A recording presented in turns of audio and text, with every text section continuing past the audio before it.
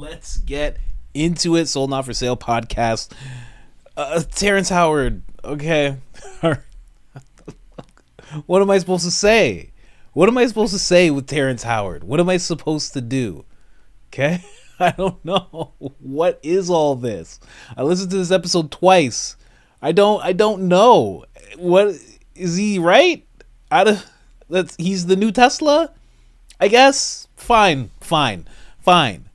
Okay? Fine. He's the new Tesla. Done. Let's just leave it at that. I don't know, man. He's made a lot of claims. He said remember his first memories when he was inside of his mother and he saw the palace, and I'm reading the autobiography of a yogi and they talk about a palace. I don't know what's going on. He had the video game guy on and now it's Terrence Howard and they're saying some of the same stuff. What's going on? Why is Joe like this? Can you just interview Donald Trump already? Please. What is this?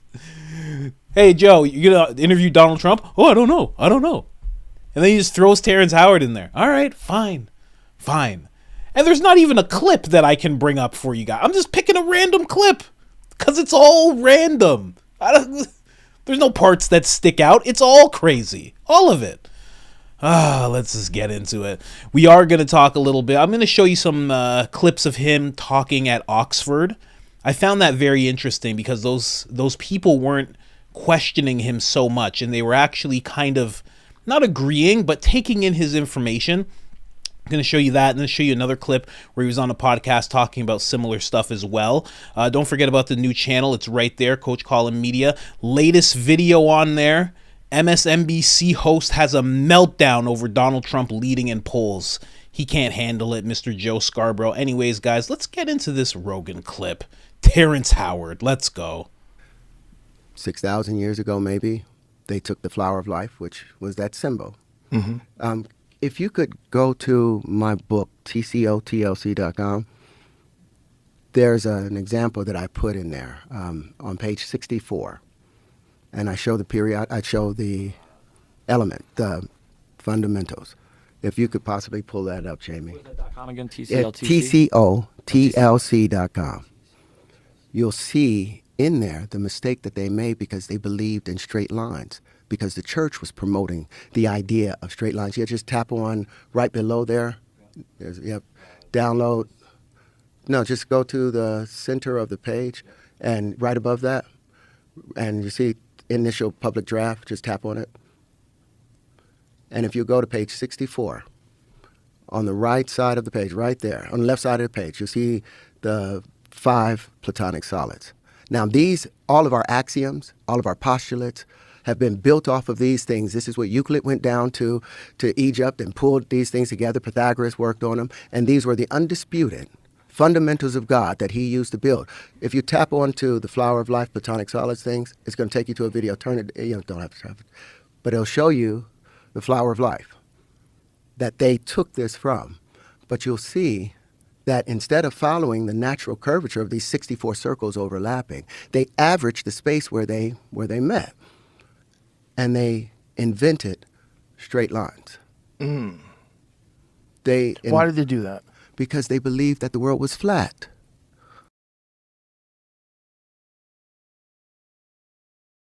All right, I'm not gonna put you guys through the ads. I'm gonna skip through that. But they believed the world was flat. Now that's true. At that, way back, they did believe that. That's a true thing. I don't know, man. And then also what I'm going to take you guys through is a little bit of the claims that he's made. If you haven't gone through the entire episode, you'll be able to see there's been some claims that he has made. Also, I'm going to try and dig up a video of him actually talking to the Uganda government, because he talks about this new flight that he has access to, that he's invented, and he's trying to bring it to Uganda for some reason. I don't know. And we'll see. Let's get back to the episode. Let me unmute this.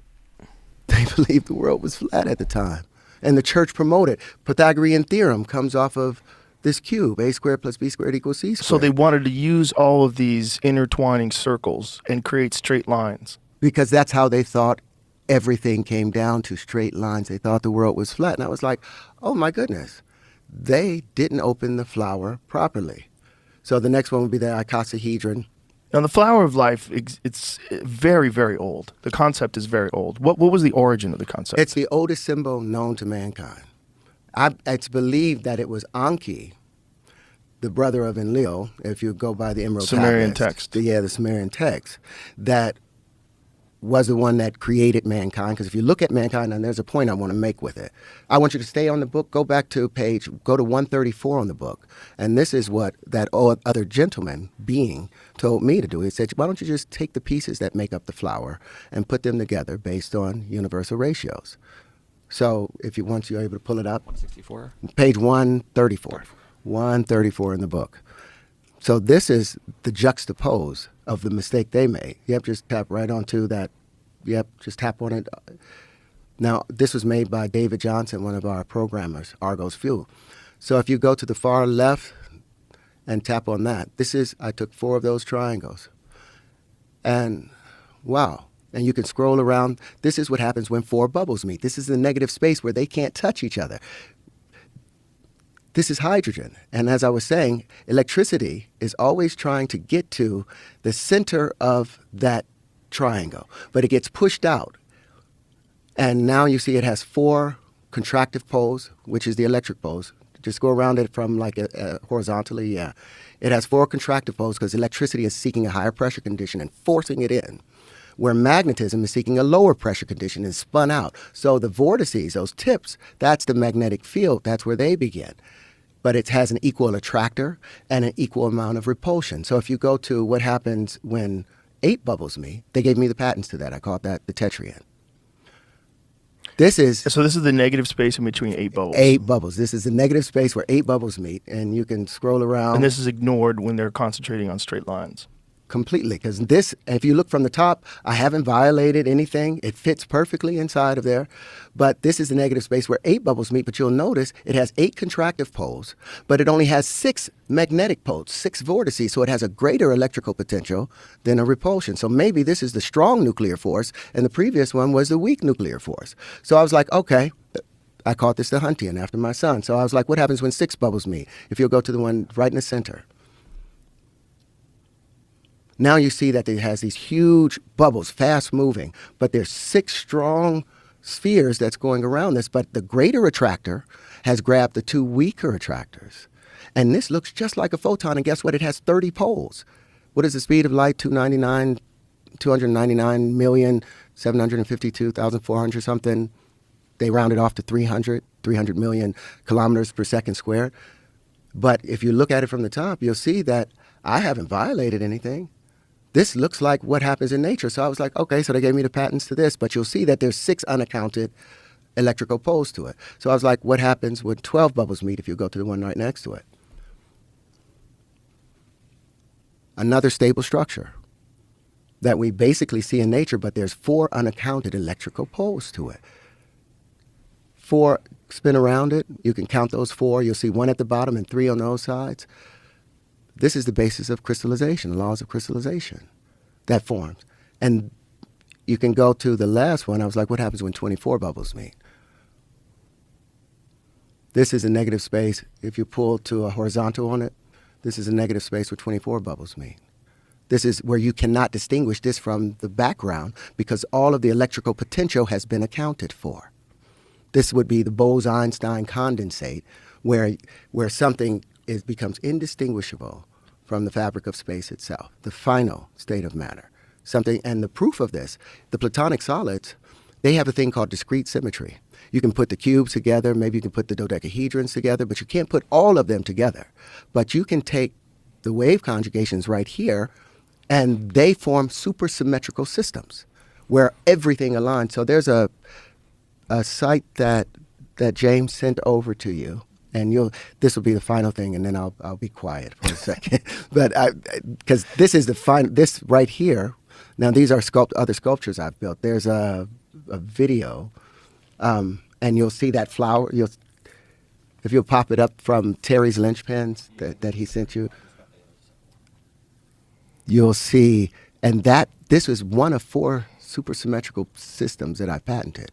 And the reason I patented it was because when Walter Russell put his stuff up, you have to just go down a little bit, and we're going to get to gravity. Not that one. We're going to get to gravity in a second. Not that one. We're not even there yet. There, tetratarian wave conjugations.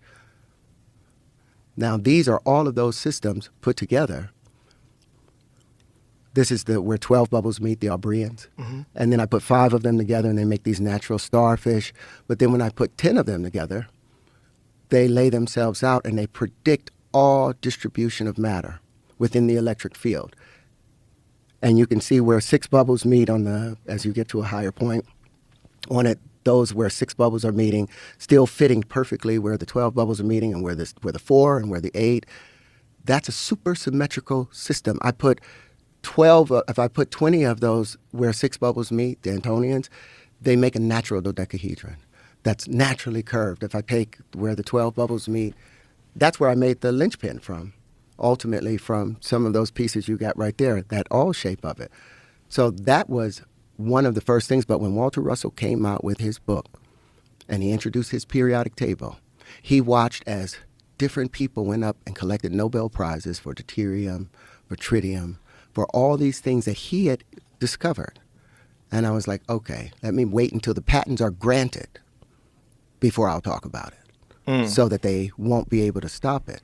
But what makes more sense? Where they invented straight lines in opening the flower, or where you actually take the individual pieces of the flower and put it together based on universal ratios? Which one do you think is how the givers of that knowledge intended for us to use it?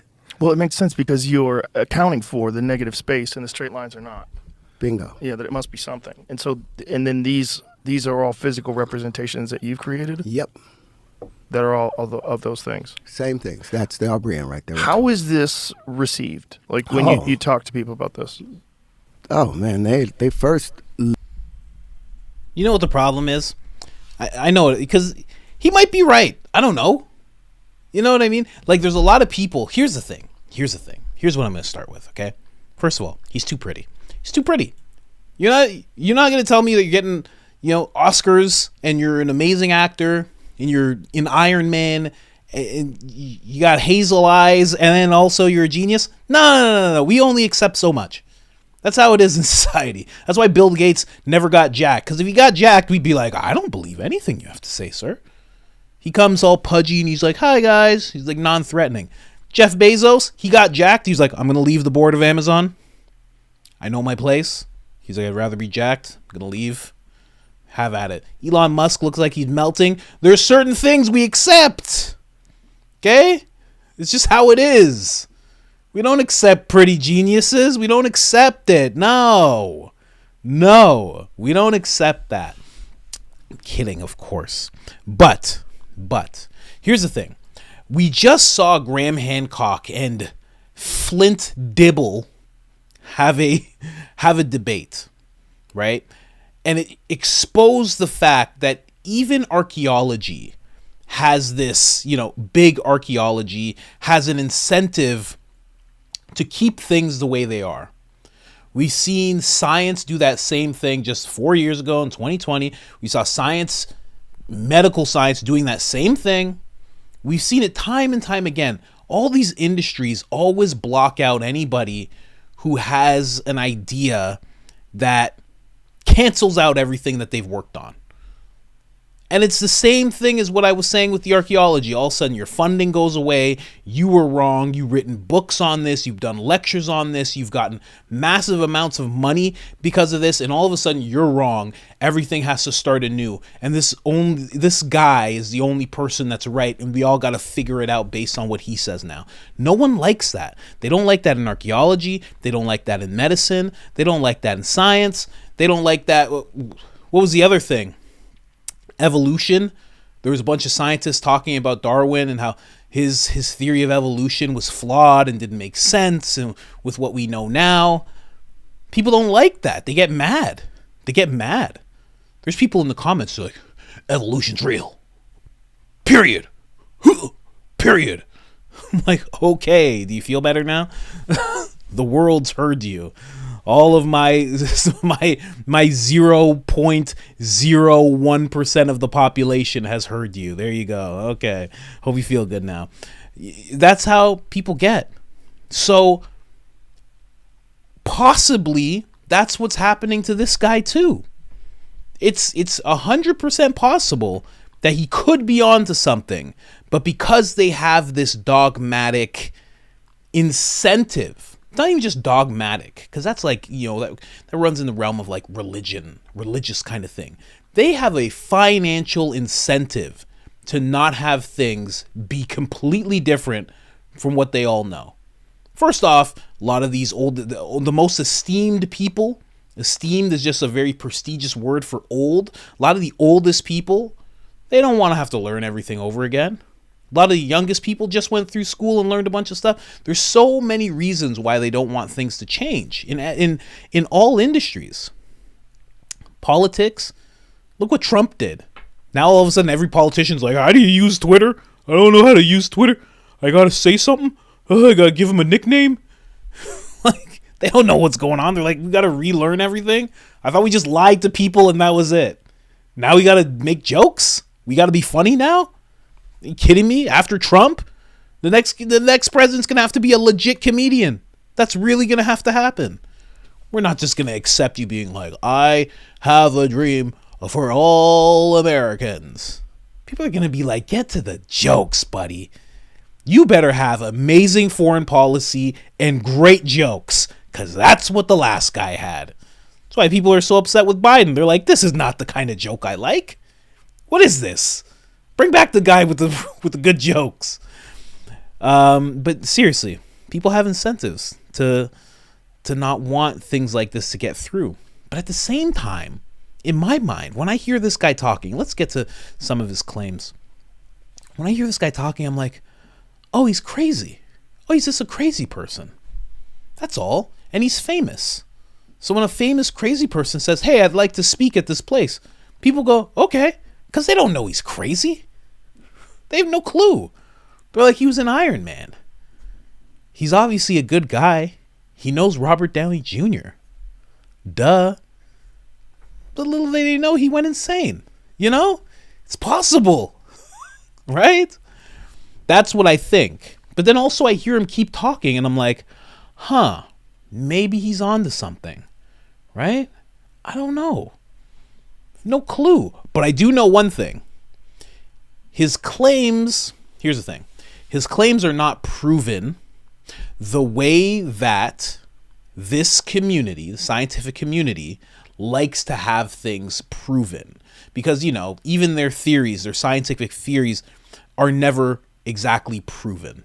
They're never absolutely proven. I mean, right down to gravity. It's just not absolutely proven. Evolution, it's not absolutely proven. But there's studies and there's people looking into it. There's people poking and prodding it. So it stands up to the test of time and it's accepted. Once it becomes widely accepted, that's as concrete as it's really going to get. He hasn't done that with this stuff. Right? So that's the basic of that. But here, let's get into some of his claims. So Pythagoras is science. Howard claims to have found the science that Pythagoras was searching for, which he believes is the key to understanding the universe. He has not proven any science. He's not proven with any scientific evidence to support his claim. New hydrogen technology. This is the stuff that he wants to bring to Uganda. Howard has made claims that he has developed a new hydrogen technology that can be used to defend Uganda's sovereignty. His words for sure. He has not proven any scientific evidence or peer review research to support this claim. That's a kind of a big one because I guess Uganda probably wants to see that evidence before they give him a bunch of money.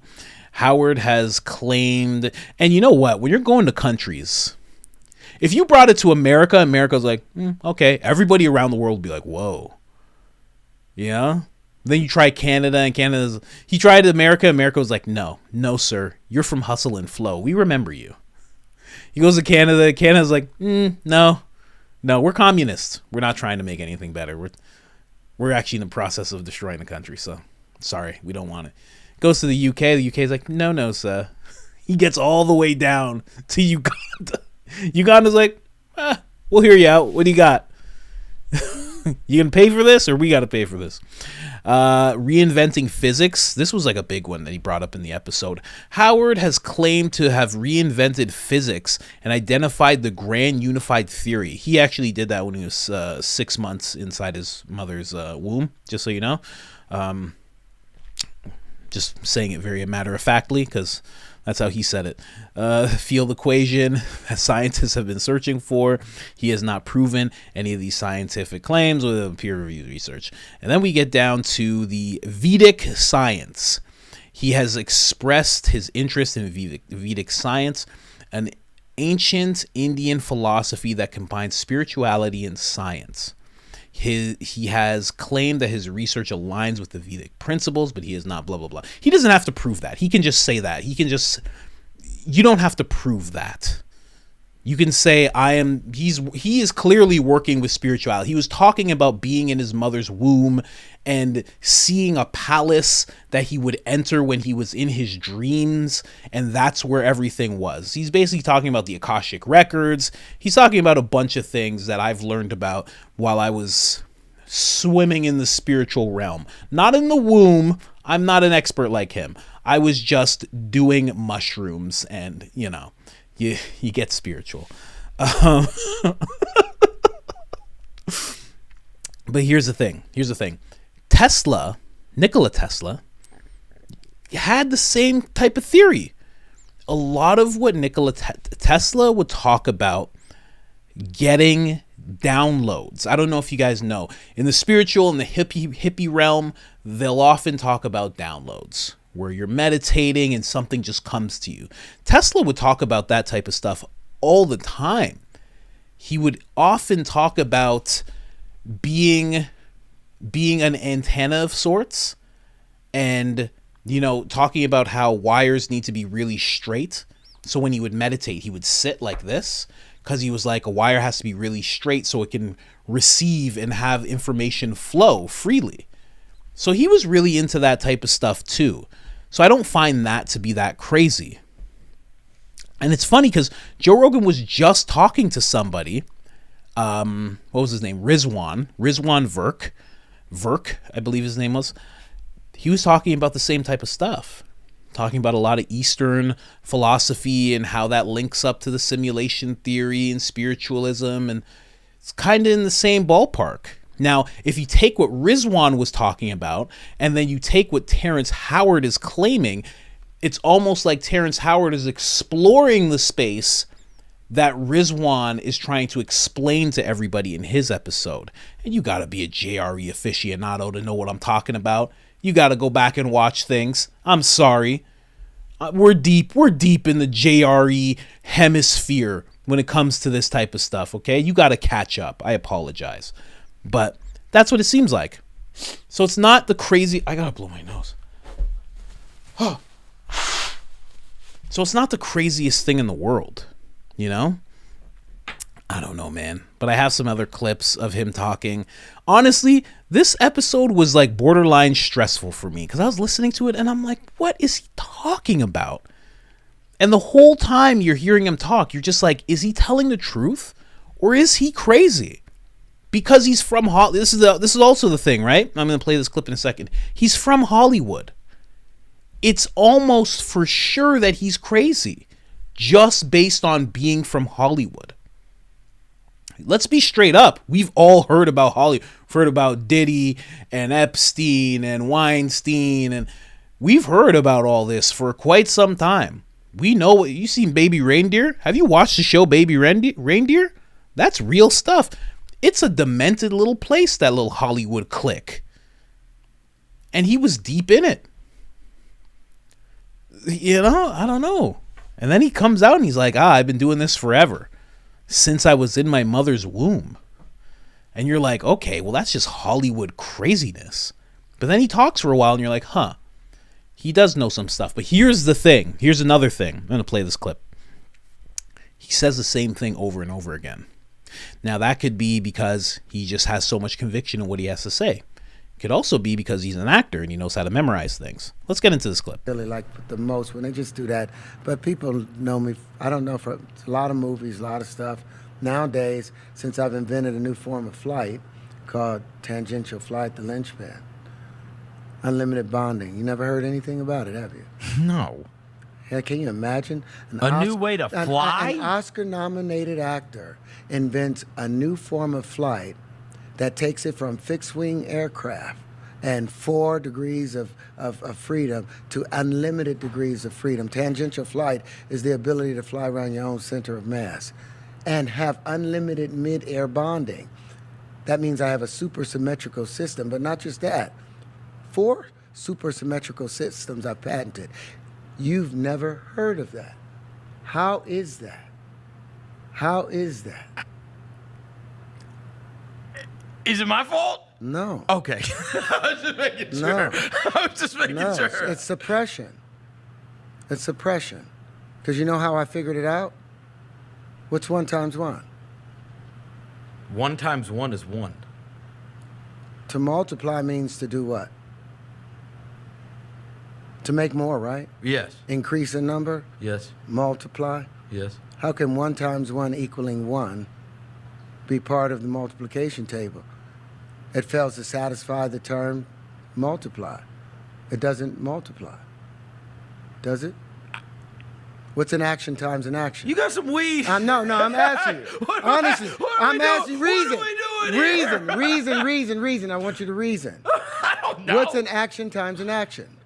A reaction, right? Have you Okay. ever seen an action times an action without a reaction? Have you? No, because equanimity is the currency of the universe. There's always an action times an action having a reaction. So how can 1 times 1 equal 1? How can A times B just be A and not B? What happened to conservation? Terrence, of these energy? are late night conversations. These are bro. no. These Yeah, are. they are. This is the beginning of our understanding. It should fit. What kind of calculator you got? What kind of phone you got? The iPhone? Okay, go to your calculator. Whatever the new. No, go to your Okay. calculator. Go to your calculator. All right. Go to calculator. Go to your calculator. Yeah, I you got do too. You got iPhone? What are we doing? Go to your calculator. Okay, now what I want you guys to do is you're going to type in 5, 3, 1, 8, 0, 0. You're going to flip that around. What's it say? Boobies. Done. Done. Do I have to explain anything more? I've created new technology, gentlemen. This guy. Oh my gosh.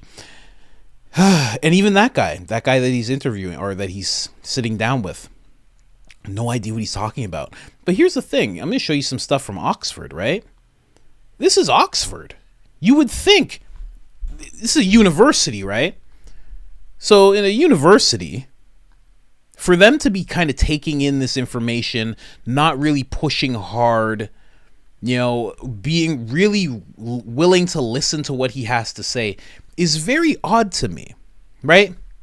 Because if someone graced that stage and said, hey, I think that men shouldn't be able to fight women just because they say that they are women, the kids would be like, okay, well, we're burning this whole school down because of what you just said.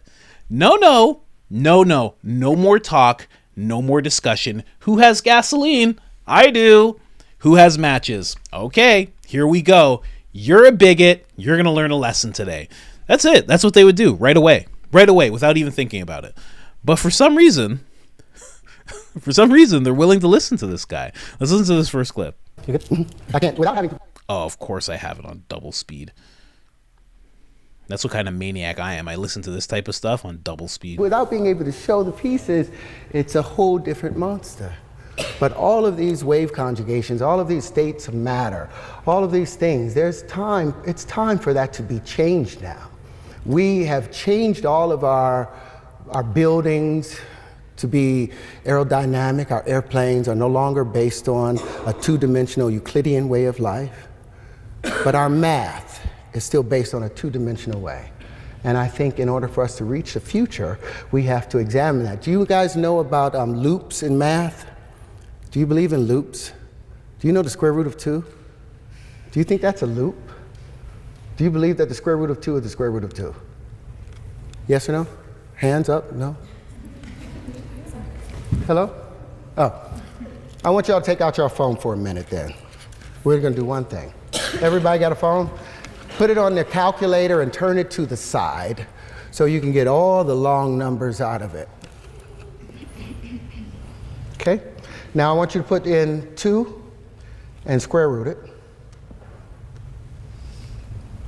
2, hit the square root, you'll get 1.4142135623730095 ... right?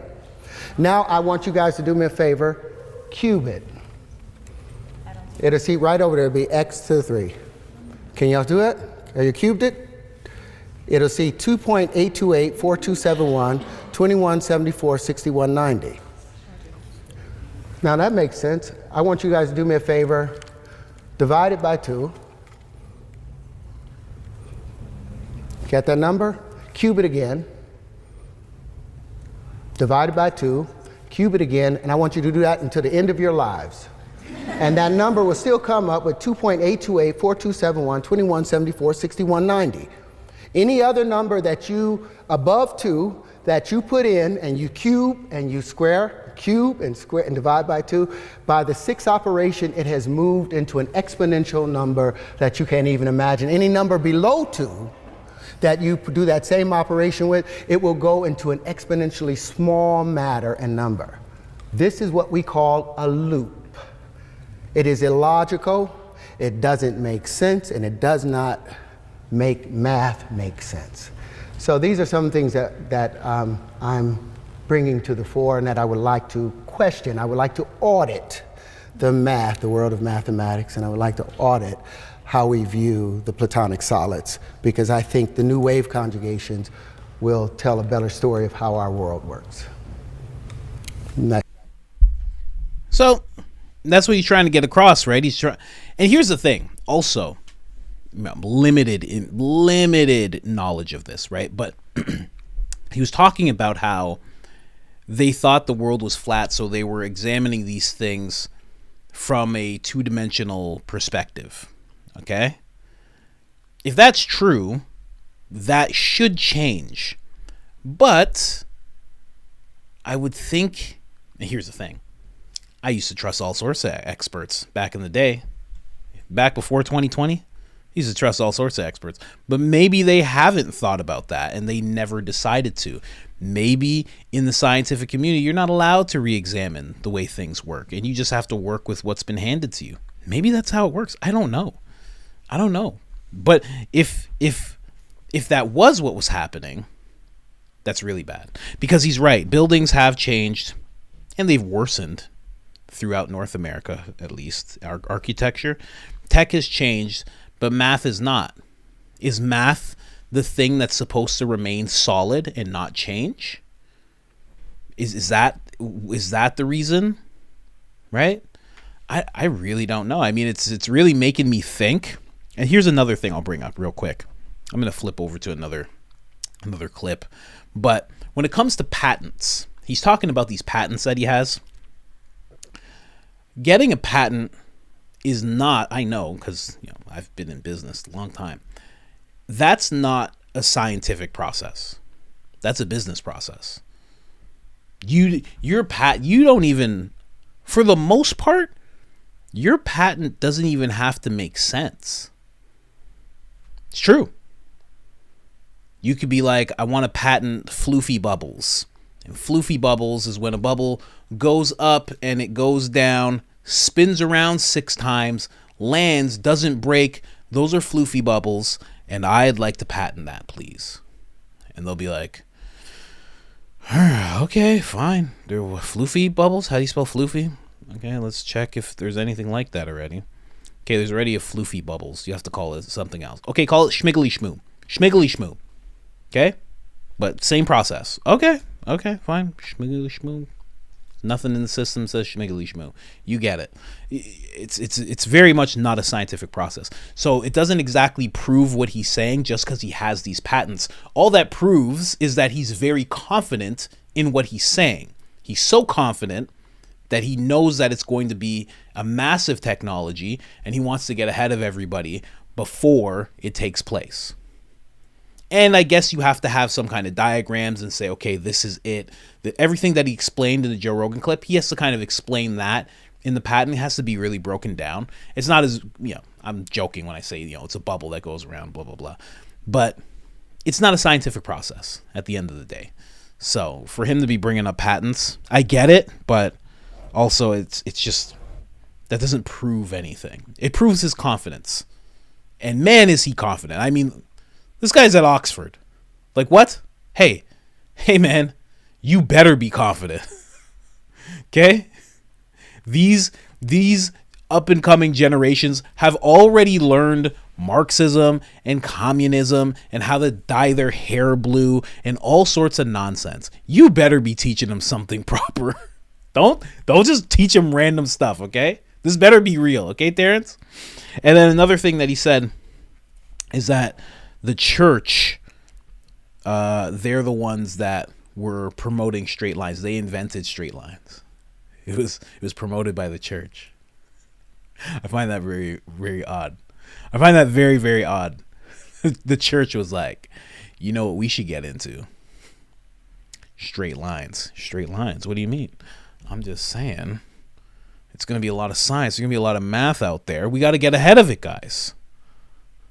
Straight lines. Straight lines? Yeah.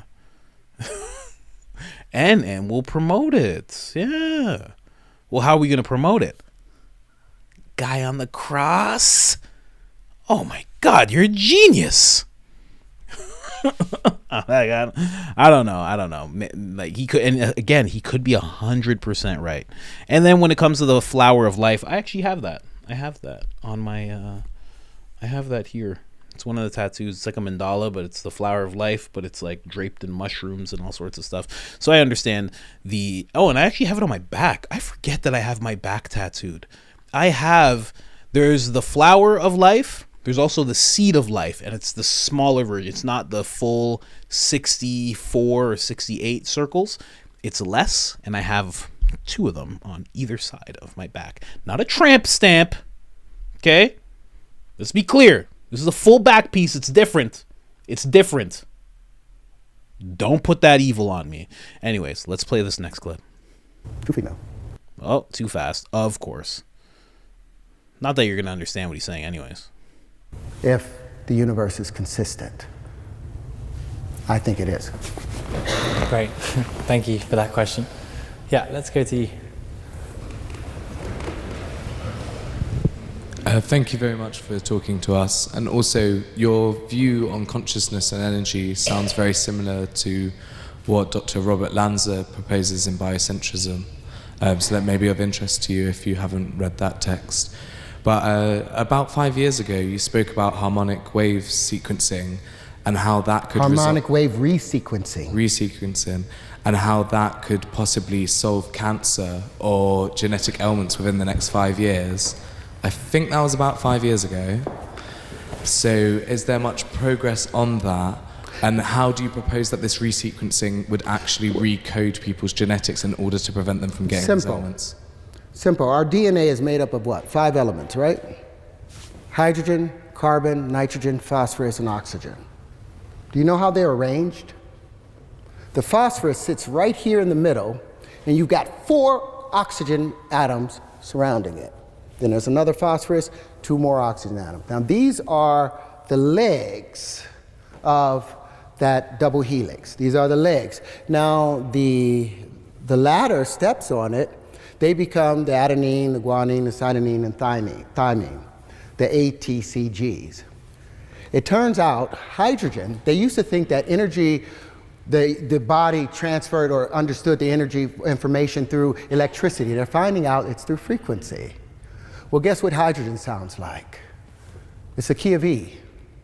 Guess what, and it's the color yellow. That's what proper physics gets you to. oxygen is a chartreuse, and it's the key of F over F sharp. Now they used to, like I said, information used to be thought about as just electrical information passing on. But I've got a question for you. Have you ever been at a party with some of your friends you ain't seen in 10 years, but y'all was like 14, you hung out and there's a song that came on and you was like, "Ugh," and everybody got up and was live at that moment. Now say 10 years later you got a friend with you, he's a good guy, but he wasn't there when me and my boys formed this. So when that song comes on, our DNA tightens.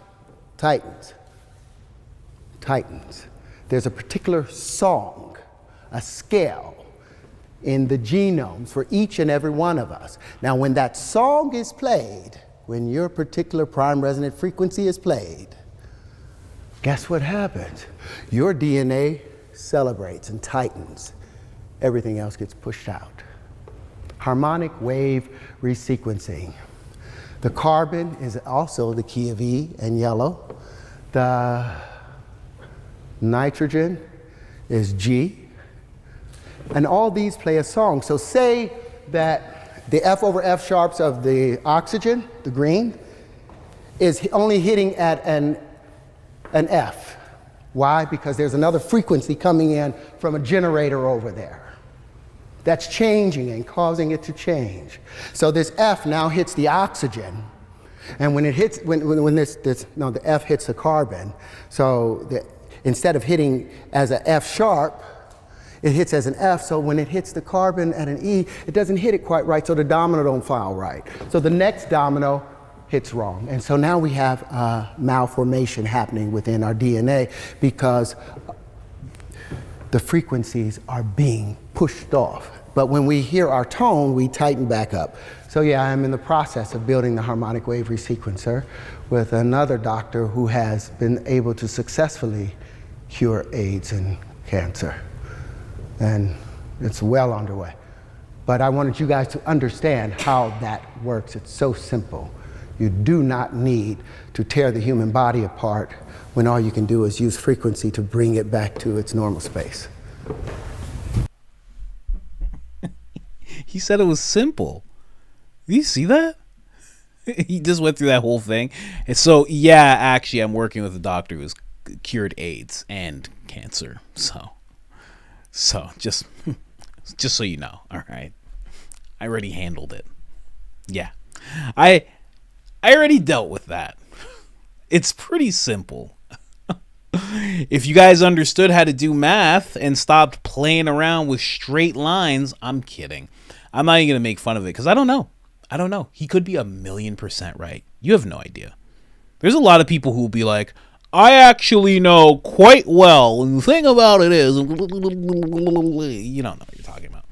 You don't know what you're talking about, just like he doesn't know what he's talking about. You know what he reminds me of? A combination of Cat Williams and Kanye West. He's like both put together, you know? Right? Like, I feel like that's the answer Kanye would give if you ask Kanye. In fact, I have heard Kanye talk about frequency. See, again, maybe that's more proof. Maybe that's proof. I don't know.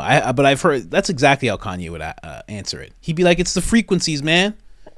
So if you buy my new album, you play it as loud as possible, stand next to the speaker, put your heart next to it, let the whole thing play because it's fly, that'll solve your cancer. He would say the exact same thing. It's very, very interesting stuff. And at the end of the day, I'm making jokes and everything, but it's actually very interesting what he's talking about and what he's claiming he can do. And here's the thing. Graham Hancock was on Joe Rogan's podcast. What has it been? 16 years? 15 years? So he was on the podcast like 13, 14 years ago. And when he was first on the podcast, what he was saying was absolute nonsense. And the only person who wanted to hear it was an up-and-coming Joe Rogan. That's it. That was the only person who really wanted to hear what he had to say. A guy that believed that there was aliens among us that we can't see. That was the only person, the fear factor guy. That was the only person that wanted to hear what Graham Hancock had to say. And years passed, a decade passed, more and more people started taking stock of what he had to say. More and more people started taking it in. More and more people started saying, you know what, this makes sense.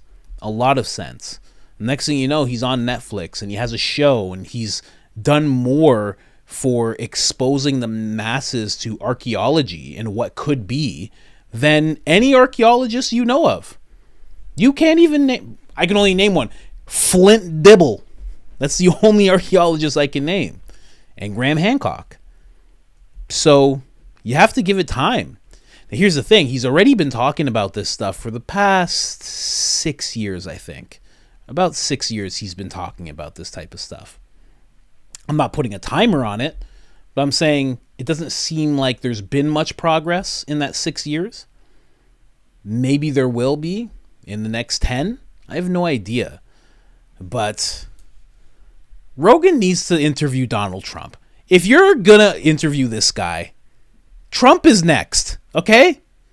You know, this episode was so deep and Rogan got so much backlash. He didn't even do an episode on Monday. He usually does an episode on Monday. He was like, I have to rest. He's like, I'm just gonna hang out with my kids for the day. You know, it's Victoria. It's a holiday of some kind, isn't it? Yeah, I'm just gonna hang back. I don't know. I'm not gonna do anything. That's how deep it got for Rogan. Doesn't even have any in the can that he could put out right now. So this interview may have hit him real hard. But either way, let me know what you guys think about this whole interview. There are some people in comment sections that are like, thank God for this guy. This guy's amazing. I'm going to remember these conversations. Knowledge is power. A lot of people are really, really in tune with what he's saying. They're really on the same page with him. So I don't know. I have no idea. It sounds good, but the guy's from Hollywood. So I'm like, oh, he's crazy. That's all. He's crazy. He's buddy. I've worked on movie sets. You have no idea how pampered Hollywood actors are. You have tier A actors. You have no idea. A tier A movie, you have no idea how pampered they are. They just say they want things and they appear. And it's like guys like me that go and get it. It's crazy. At least it was. Not anymore. But they can say anything. And people are just like, yeah. You know, they're talking to a makeup person, hair person, this person, that person. Everybody just agrees with what they have to say. And when you're on a film, you're there for months, sometimes a year. And sometimes you do one film, and as soon as you're done, you do another. And as soon as you're done, you do another. So you could easily spend 2 years in that type of environment as an actor and maybe take 2 weeks off where you're just at home, maybe around some friends, maybe take a few weeks off. Some people go hard and they just keep going. So for all you know, he's constantly in that atmosphere and it just trickles into his regular life.